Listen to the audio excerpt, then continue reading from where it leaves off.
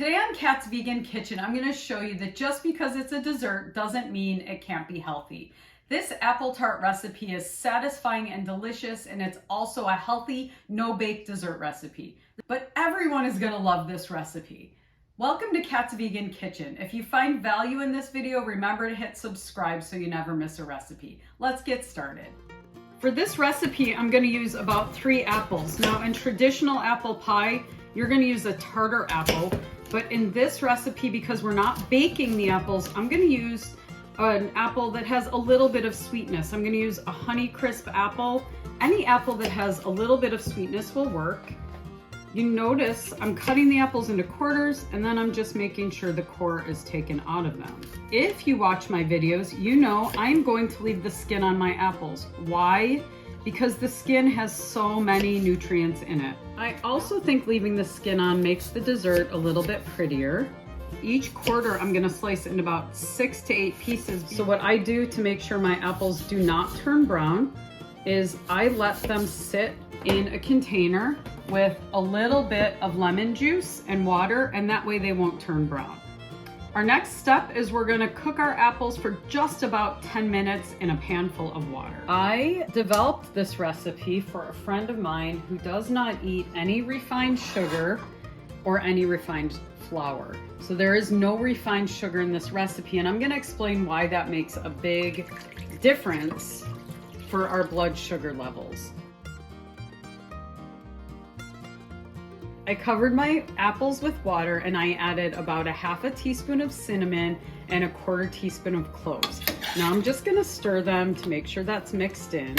I'm gonna let these apples simmer down for just about 10 minutes. I have this on low heat. While they're doing that, I'm gonna go ahead and make my topping and my crust. I'm gonna top my tart with the most delicious caramel sauce, but it's only gonna be made out of 3 ingredients: dates, cashew milk, and a teeny little bit of vanilla.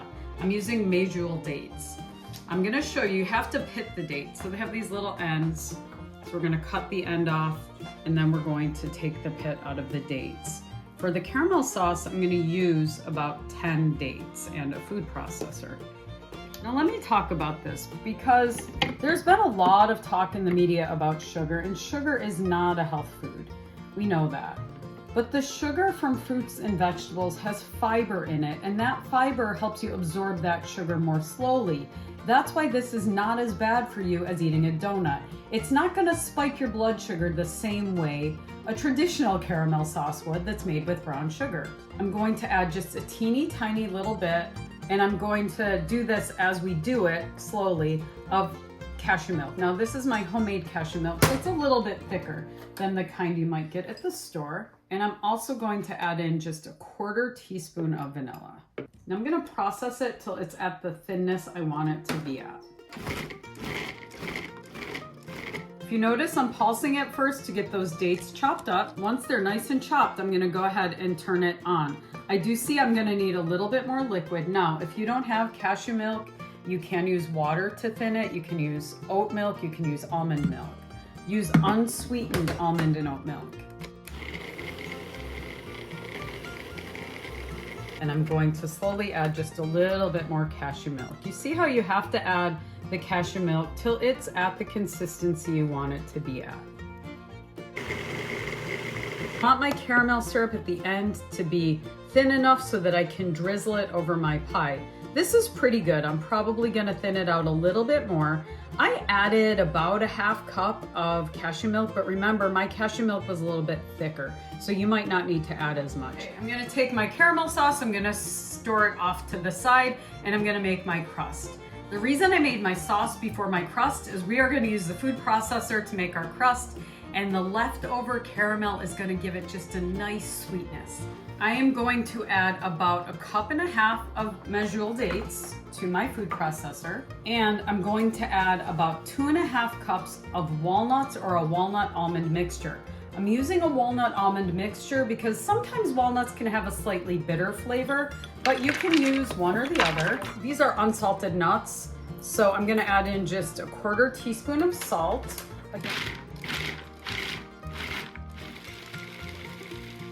So what you want to see is you want to see it getting to be this consistency that I can press into a pie tin. It should be moist, a little bit crumbly, and that's about perfect. Always taste your food.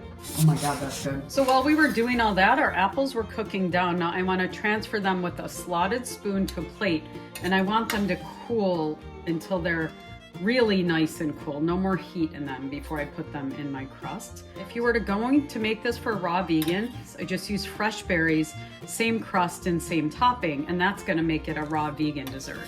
Maybe wondering what makes this healthier than a traditional dessert. So I know people understand sugar is not good for them, but there's a lot of misinformation out there about why sugar isn't good for you. If you have too much sugar or too many carbohydrates in your body stores them as fat. Our diet is really rich in the wrong kind of carbohydrates in America.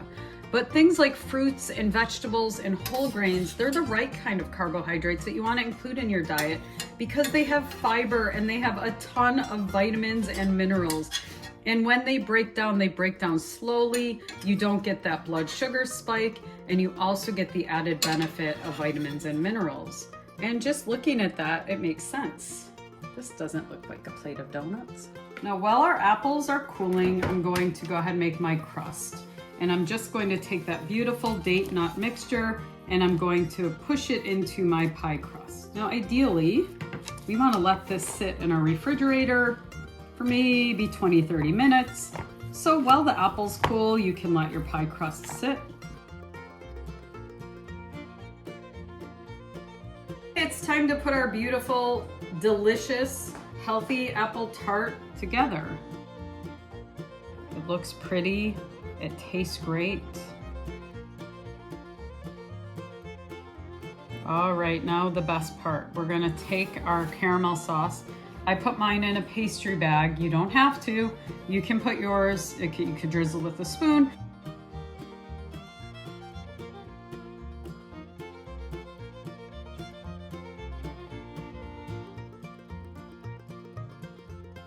And my last step, I am going to drizzle a few pecans on top because what goes better than apple and pecan and caramel? And there you have one healthy apple tart, healthy dessert that you can bring to any party and serve to any of your friends, and they will enjoy it. Thanks for watching. Remember to subscribe so you never miss a recipe. I'll see you next time on Kat's Vegan Kitchen.